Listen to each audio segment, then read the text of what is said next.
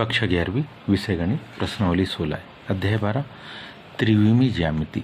निम्न प्रत्येक बिंदु किस तल पर स्थित है? 0 1 2 -2 0 3 5 6 0। अब इसके हल को ध्यान से समझेंगे। अब हमारे पास ये हमने बनाए x अक्ष और ये बनाए हमने y अक्ष। अब इन दोनों अक्षों को ध्यान से देखें, उन बिंदुओं के बारे में विचार करें जिसमें एक मान 0 आता है। यदि हम x अक्ष पर किसी बिंदु को देखें तो इस बिंदु को अगर देखें तो इसका मान x अक्ष का तो 1 आएगा, y अक्ष का मान क्या 0 आएगा। इसके थोड़े से आगे की तरफ चले तो यहाँ पर x अक्ष का मान 2 आएगा लेकिन y अक्ष का मान 0 आएगा।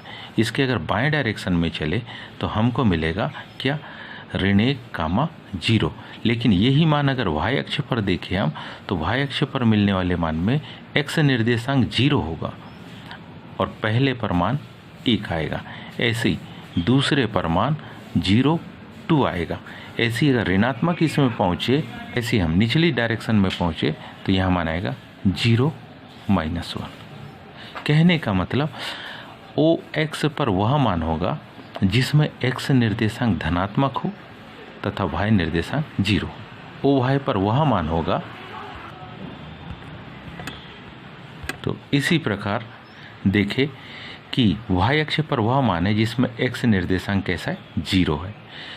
अब अगर धनात्मक है तो वो y पर है, ऋणात्मक है तो वो y डैश पर है। बिल्कुल सेम कंडीशन। या पहले बिंदु की स्थिति हम देख रहे हैं तो इसमें 0 1 2, इसका मतलब कौन सी x अक्ष का मान यहाँ 0 है, मतलब ये कौन से x पर तो हो ही नहीं सकता। 1 और 2 है, इसका मतलब कौन सा तल YZ पर होगा।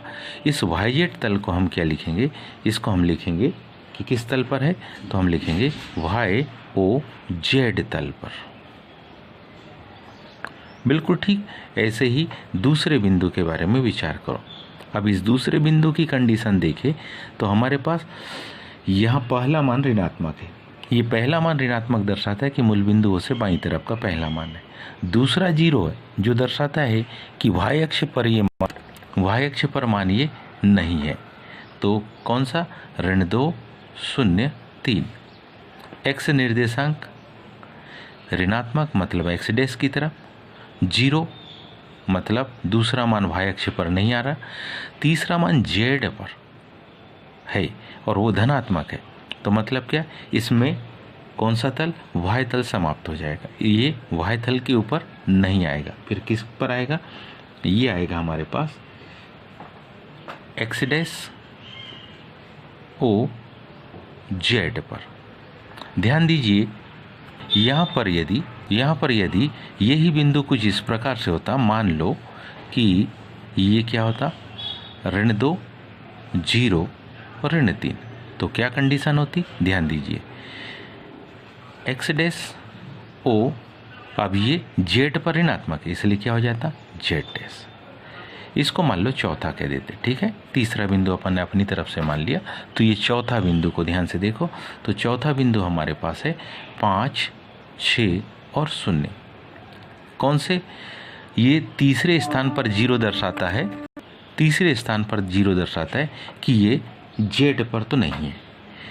5 धनात्मक है तो इसका जो तल आएगा ध्यान से देखिए, इसमें तल आएगा कौन सा, x आएगा, O y आएगा, Z नहीं आएगा। तो उम्मीद है आप सबको ये समझ में आया होगा। आज के लिए इतना ही, शेष कल। धन्यवाद।